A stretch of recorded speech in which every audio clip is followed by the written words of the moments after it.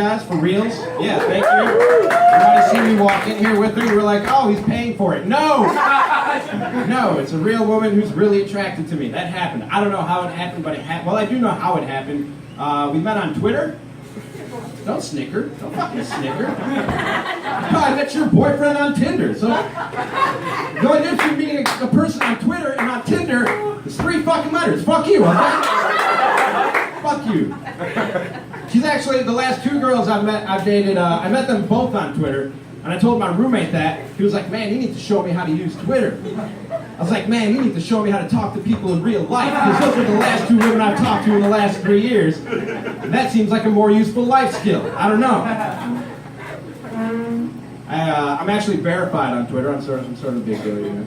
I think that's what drew her in. She was attracted to my veiny blue check mark. The millennials in the room got that. That's just for you guys. Here's what happened. I'm a sports talk radio host. She's a sports fan. She listened to my show. We started talking on Twitter, and then she slid into my DMs, y'all. That's what happened. Yeah. So she's a sports fan. I'm a sports fan. When we met, some people Netflix and chilled. We NBA playoffs and chilled. That's how we roll. And I know that later on that night, I was Dwayne Wade in her head, but that's okay because she was Gabby Union in mine. So it all worked out. It all worked out. Now I'm just waiting for the football season when I can be Aaron Rodgers, she can be Olivia Munn. It's going to be fucking hot. It's going to be good. It's going to be real good. I swept her off her feet on our first date. You know how I swept her off her feet on our first date? I walked her back to her car in a parking garage at the end of the date. Girls, are guys not walking you back to your car at the end of a first date? Is that really not happening? Because I thought that was like the most basic duty of a man. Not even a good man, just a man. You know what I mean? Because 9 out of 10 bad things that are happening to women in TV and movies happens in a fucking parking garage, you guys. Thank you for setting that bar so low that I could just step right over it. It was easy. It was easy. Thank you guys for doing that. I've done the research, and I gathered the data, and I got the numbers for you now. I know how 6 out of every 10 guys will walk you back to your car at the end of the first date in a parking garage. 3 of those guys are just going to do what I did, which is give you a hug, tell you I had a great time, and I'd like to see you again. The other 3, they're trying to sexually assault you. That's what's going on there. That's what's happening. I know, it's terrible, isn't it? We suck. I'm going to try and keep her around, though. I think she's a keeper. I realized that in one moment that she was probably a keeper, and I'll tell you what that moment was. We went on a date. We went to Dave & Buster's. I love Dave & Buster's, you guys. Great food, great drinks, games. I do endorsements for them on my radio show, so go there so I can get paid. But no, it was great. We drank, played games, we ate some grilled cheese and bread. Afterwards, we went back to my place, and she proceeded to give me the greatest blowjob not only that I have ever had, but any man in this room has ever had. And I challenge any woman in this room to give me a better blowjob. Is that cool, baby? No? Okay, not cool. I should have run that by her first. I take that back, you guys. I take that back. I cannot do that. But here's what happened. Like right before I was done, this was the part that cinched it, you guys. Right before I finished, she looked up at me with her big blue eyes, and she said the sexiest goddamn thing I ever heard in my life. She looked up at me and she said, let's go somewhere so we had that cheesy bread. I came so hard I thought I was going to blow off the back of her head like JFK, you guys. There was so much cum, I was sure there was a second shooter on the grassy knoll, okay? That's what I'm telling you.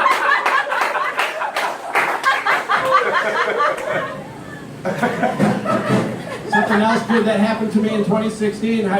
Something else good that happened to me in 2016 was I got a house. I moved into a house, y'all. I'm a first-time homeowner. I live in Bayview. Yep.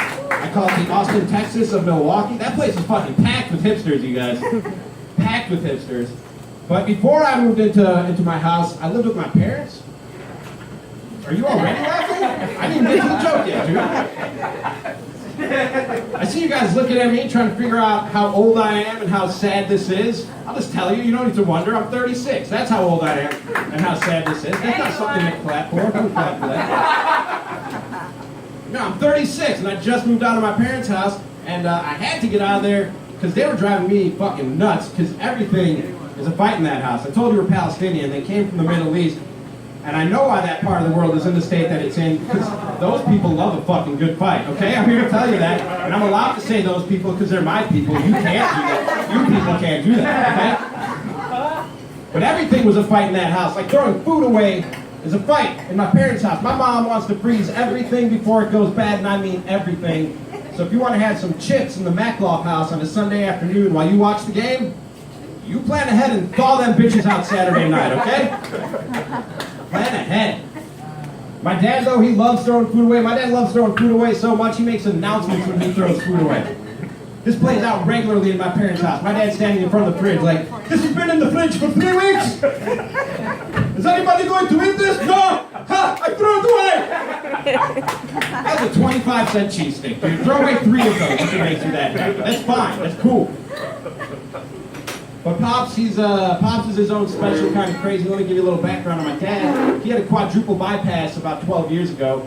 But no, he's cool. Since then, he's been on a steady diet of breads, meats, cheeses, whiskey, and cigarettes. So he's fine, you guys. He's fine. He actually is fine. He recently got a clean bill of health from his doctor. Blood pressure, cholesterol, everything checked out normal. I was looking at him like, this dude is a medical marvel. He should be researched by journals to see how this is even possible.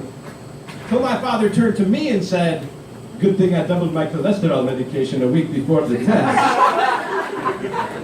This dude crammed for a cholesterol test, everybody. That's what happened here. People are counting carbs. My dad eats toast with his pancakes. He don't give a fuck. I told that joke in front of him once. He was like, come on, you exaggerate. I had toast with my ham and eggs. And then I had my pancakes. Oh, I'm sorry, dude. I totally misrepresented you. You're the picture of health. I'm sorry. That's my bad.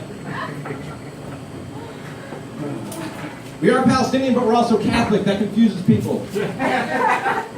Because I think all you white folks just assume all Arabs are Muslims. It's not true. And if you think about it for just 1 second, it makes perfect sense because Jesus is fucking from there, you guys. All right? It makes sense. But being that mix of Catholic and Arab, it's nice. It's nice because it comes with all that guilt and repression that comes with being Catholic and all that guilt and repression that comes with being Arab. It's a nice cocktail.